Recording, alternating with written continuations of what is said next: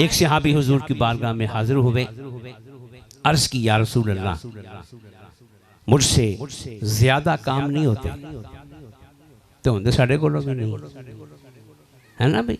उस सहाबी ने हमारी तर्जुमानी कर दी, अर्ज की आका मुझसे ज्यादा काम, तो कोई एक काम बताएं कि जिसको करने से मैं जन्नती बन जाऊं। क्या बन जाऊं? हाँ सुभान अल्लाह, मुंह से कह रहा हूं, कोई लोग नहीं है, उल्टा चलती हो ना, उच्चा कवाइए थे, आहिस्ता बोल रहे थे, आहिस्ता कवाइए थे, चलो ठीक है, ये भी सही है। अर्ज की आका मुझे एक काम बताएं कि उसके करने से मैं, तो सोना था, मौलवी नहीं था। सोने ने ये नहीं कहा कि नहीं नहीं ये जो नहीं हो सकता, सारे करने पड़े, नहीं। हुजूर ने फरमाया तो आ तो सही, तुझे एक काम बताता हूँ, कर लेना, जन्नत में चला जाए। तो हुजूर ने काम वो दसिया कि ना उहदे च खर्चा ना मुशक्कत, ना खर्चा ते ना मुशक्कत। सुभान अल्लाह कहना भी मुशक्कत पे दी, इस काम से ना खर्चा मुशक्कत, काम बड़ा सोना ते करन वाला भी बड़ा सोना। हुजूर ने क्या फरमाया? आका फरमाते हैं यूं किया कर, जब कहीं दस्तरखान बिछ जाए और खाना लग जाए, तूने नहीं बिछाया, किसी का दस्तरखान है, तू खुद वहां पे मेहमान गया है, दस्तरखान पे बैठ जाए, खाना लग जाए, बस यूं किया कर, अपनी प्लेट में पहले डालने की बजाय ना दाएं बाएं पहले डाल दिया कर, तू बाद में ले लिया कर, इस अमल को मामूल बना ले, तू जन्नत में चला जाएगा। बोलो कितना खर्चा होएगा? हाँ बोलो भी, खर्चा तो शेर साहब का होया भाई। वलीमा किसी का है, फंक्शन किसी का है, लंगर किसी का है, दस्तरखान किसी का है, दावत किसी की है, आप तो खुद वहां पे वीआईपी बने बैठे हैं ना, मेहमान बैठे हैं, बस इतना कर लें कि अपनी प्लेट में पहले डालने की बजाय सज्जे खब्बे पा दे, मुस्तफा आमिना का लाल जमानत दे गया है, ये काम करना तेरा काम है, तुझे जन्नत में ले जाना मेरा। यारो ਅਸੀਂ ये काम भी नहीं कर सकते, बोलो की नुकसान होएगा? ये ना कोई चंगी बोटी निकल जाएगी, इन्ना क्यों होना? चंगी बोटी तो अगर चंगी बोटी निकल गई तो चंगी जन्नत भी दे आओगी। निगाह आगे होनी चाहिए, क्यों भाई? सितारों से आगे जहां और भी है, अभी इश्क के इम्तिहान और भी हैं, आगे निगाह रखनी चाहिए। एक वाकया मैंने याद आ गया, मैं आके सुना दें कि एक बादशाह था, उसने ना अपने मुशीर से पूछा कि ये इल्म वालों में और दरवेशों में क्या फ़र्क होता है?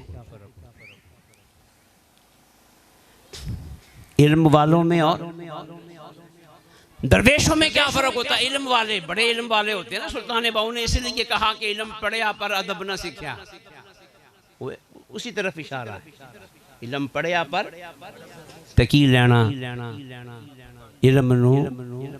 हाँ तुसी कहो की लेना बोल के सानू। तो बादशाह ने पूछा मुशीर साहब ये बताएं कि इल्म वालों में और दरवेशों में फर्क क्या है? मुशीर ने कहा कि हुजूर सिर्फ बता दूं या दिखा दूं? सिर्फ बता दूं या ए पाकिस्तान बनन तो बहुत पहले दिखा। हाँ पाकिस्तान जो होंगे ना मुशीर तो कहना सर मैनू दिखाने की काहदी लोड़ है, किसी ब्याह चले जाओ तो है ना। उसने कहा हुजूर एक दिन दावत करें तो इल्म वालों को बुला लें, अगले दिन दावत करें तो दरवेशों को बुला लें, फिर देख लें दोनों में फर्क।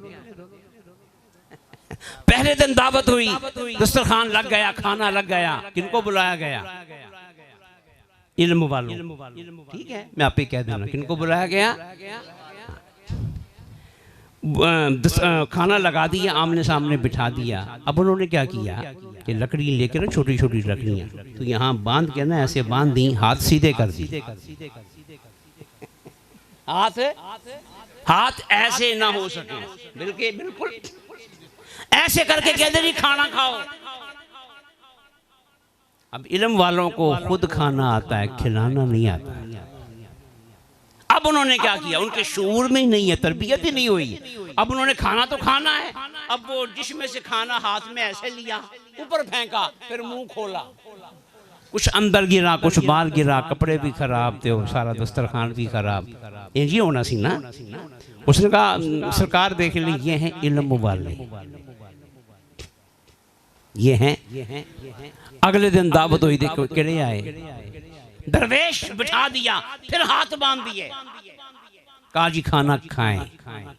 अब दरवेश तो होता ही वो है जो खुद बाद में खिलाता है, दूसरे को पहले खिलाता है। दरवेश की पहचान दाढ़ी नहीं है। दाढ़ी वाले उत्थे भी बैठे हैं,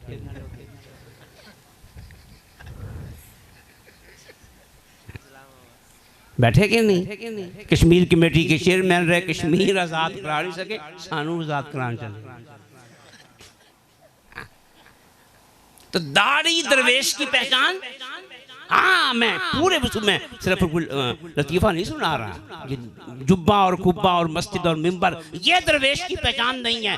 दरवेश की पहचान क्या होती है, उसके मामलात देखो। दरवेश वो होता है जो अपना ख्याल बाद में करता है, दूसरों का ख्याल पहले।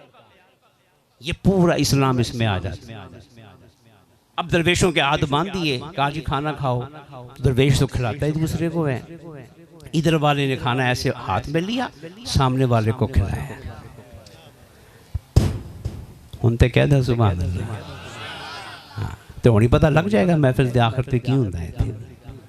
उस उधर वाले ने यूं करके हाथ लिया, सामने वाले के मुंह में डाल दिया, खाना भी सही खाया गया, कपड़े भी खराब, खिलाने का सवाब भी मिल गया। उन गल समझ आ गई। हुजूर ने फरमाया जन्नत में जाना चाहता है, अपनी प्लेट में खाना बाद में डालना, सज्जे खबे तो क्या बन जाएगा। अगर ऐसी तरीका अपना ली ये तो व्याह का मसला बनेगा।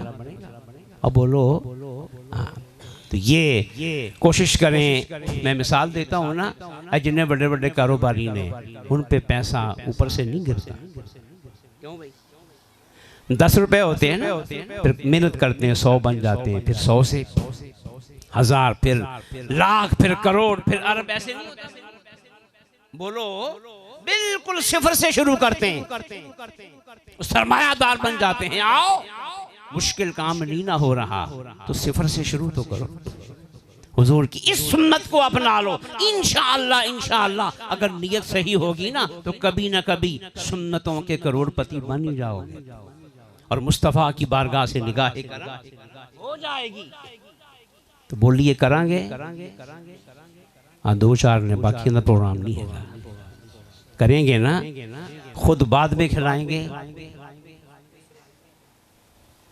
अगला जुमला तो बोल दे, दूसरे को बोले दूसरे को। ये मुझे फरमाया दोस्तों ने कि जो हमारा मदरसा है फैसलाबाद में, उसका तारुफ करवा दें। तो उसमें देखें एक शोबा हिफ्ज़ुल कुरान है, तो उसमें हम जो प्राइमरी पास बच्चा है वो दाखिल करते हैं। प्राइमरी से नीचे नहीं, जिस बच्चे ने हिफ्ज़ करना हो तो वो 2.5 साल में कर ले, 3 साल में कर ले, 3.5 साल में कर ले, उसकी मर्जी है।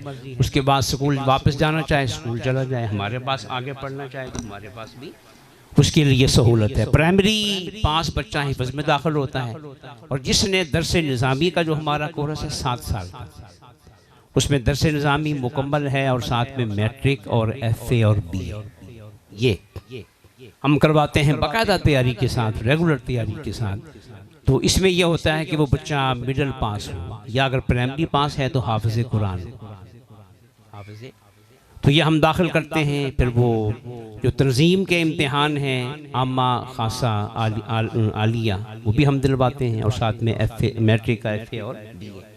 उसके बाद जो बच्चे फिर MA करना चाहें, अच्छे बच्चे हों, बासलाहियत हों, उनको हम वहीं पे रहाइश देते हैं, खाना भी देते हैं। हमारे करीब GC यूनिवर्सिटी है, वहाँ वो बच्चे दाखिल होकर तो रेगुलर MA करते हैं। हमारे तकरीबन 35 के करीब बच्चों ने अल्हम्दुलिल्लाह MPhil कर लिया है। MA तो ज़्यादा है, MPhil कर लिया है।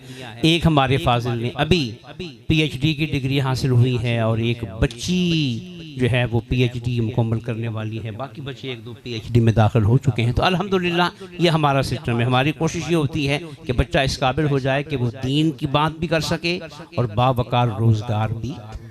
हमारा कोई बच्चा भी जो मुकम्मल पढ़ा है अल्हम्दुलिल्लाह फारिग नहीं बैठा, किसी ना किसी स्कूल में, कॉलेज में। फिर होता ये है जब वो दर्स निज़ामी पढ़ के जाते हैं ना तो बाकियों पे फाइक हो जाते हैं। बाकी आम सादा FA हैं, ये FSC है, BA BSc हैं, ये जो बच्चा गया होता है तो इसने दर्स निज़ामी भी पढ़ा होता है, तो सोचने के एतबार से, काम करने के एतबार से, निज़ाम चलाने के एतबार से उन बच्चों पे फाइक होते हैं। हमारे बच्चे, ये सुपीरियर कॉलेज का नाम आपने सुना हुआ है ना, पंजाब कॉलेज के बाद दूसरे नंबर पे कौन सा है? Superior college. चिन्योट में जो सुपीरियर कॉलेज है उसका प्रिंसिपल वो हमारा फाजिल है। फैसलाबाद में जो सुपीरियर कॉलेज है उसका वाइस प्रिंसिपल जो है वो हमारा फाजिल है। उन्होंने अपने आप को मनवाया, अपनी सलाहियत दिखाई। उन्हें तो बासलाहियत आदमी चाहिए। अल्हम्दुलिल्लाह 50,000 तनख्वाह है, 60,000 तनख्वाह है, साथ में दीन का काम भी कर रहे हैं, जुमा बहुत से स्कूलों में पढ़ा रहे हैं। तो जो बच्चा, बस ये मैं गुजारिश करूँगा कि बच्चा वो भेजें जो पढ़ने वाला हो, वरना वो खुद हमारे लिए भी मसला बनेगा और उसके लिए भी मसला बनेगा। उसे कोई काम सिखाएं, जो बच्चा पढ़ने वाला है, मेहनत करने वाला है, उसे हमारे पास भेजें। उसके अलावा फिर हमारे यहाँ जो ये गैर निसाबी सरगर्मियाँ हैं उसमें तिलावत है, नात है, तकरीर है, इसमें भी बाकायदगी के साथ प्रोग्राम होते हैं और हमारे बच्चे बहुत अल्हम्दुलिल्लाह अल्लाह पाक का फजल है, बासलाहियत है और मुकाबलों में जाते हैं, इनामात लेते हैं। अभी जुमे के दिन ननकाना में आलमी मजलिस तहफ़्फ़ुज़ ख़त्म नबूवत के ज़ेर एहतमाम तकरीरी मुकाबला था, तो उसमें अल्हम्दुलिल्लाह हमारे बच्चे ने पहली पोजीशन हासिल की। और भी मुकाबलों में बच्चे जाते हैं, नात के मुकाबलों में ली हैं। तो जो दोस्त भी अपने बच्चे को लाना चाहे तो हम खुशामदीद कहेंगे। बस शर्त यह है कि ज़रा बच्चा पढ़ने वाला हो, समझदार हो। अल्लाह ताला इन्हें कामयाबी अता फरमाए और इस महफ़िल मिलाद में हम सब की हाज़िरी अल्लाह पाक अपनी फरमाए। वमा अलैना इल्लल बलाग।